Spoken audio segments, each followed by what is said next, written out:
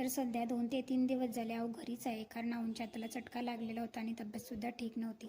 म्हणून आऊंना संध्याकाळी जबरदस्ती मी मंदिरात घेऊन गेली, कारण आता श्रावण महिना सुरू आहे, तर म्हटलं चला तुमचंसुद्धा जलअर्पण होऊन जाईल. त्याच्यानंतर आऊंच्या तोंडाला चव येण्यासाठी त्यांनी बाहेरूनच भाजी वगैरे मागवली. तशी त्यांनी बनवली असती, पण त्यांना काजू करी खायची होती. सो काजू मसाला वाटतं त्यांनी ऑर्डर केलेला आणि खूप छान अशी म्हणजे जी काही भाजी आलं होतं, जे काही पार्सल होतं, खूप छान आणि टेस्टी आलं होतं. सो पार्सलवाला खाली आला आणि 15 ते 20 मिनटं त्याने वेळ लावला. तोपर्यंत माझ्या पोळ्या वगैरे मी वरती छान गरमागरम पोळ्या वगैरे टाकून दिल्या आणि छान गरम गरम भाजी आली होती पार्सलमध्ये.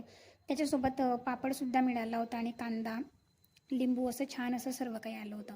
तर आहोंनी आणि मी छान असं मग आम्ही जेवण करून घेतलं आणि तुम्हीसुद्धा बघू शकता. तर पैशांच्या हिच्याने सुद्धा भाजी खूप जास्त होती आणि टेस्टसुद्धा तितकीच होती. म्हणजे जेवढे पैसे दिले होते त्याच्यापेक्षा छान अशी टेस्ट होती आणि खरंच खूप टेस्टी होती भाजी. आऊंनासुद्धा खूप जास्त आवडली आणि मी सुद्धा खाल्ली. मी काजू करी खात नाही, पण याच्यामध्ये असं पूर्ण पाणी मिक्स नव्हतं. सो काजू मसाला होता तो, म्हणून मी सुद्धा खाल्ला आवडीने आणि आऊने सुद्धा खाल्ला. त्याच्यानंतर आम्ही दोघांनी जेवण करून घेतलं. तर असा होता माझा आजचा दिवस. तुम्हाला सुद्धा काजू करी किंवा काजू मसाला आवडतो का, नक्कीच कॉमेंट सेक्शनमध्ये सांगा.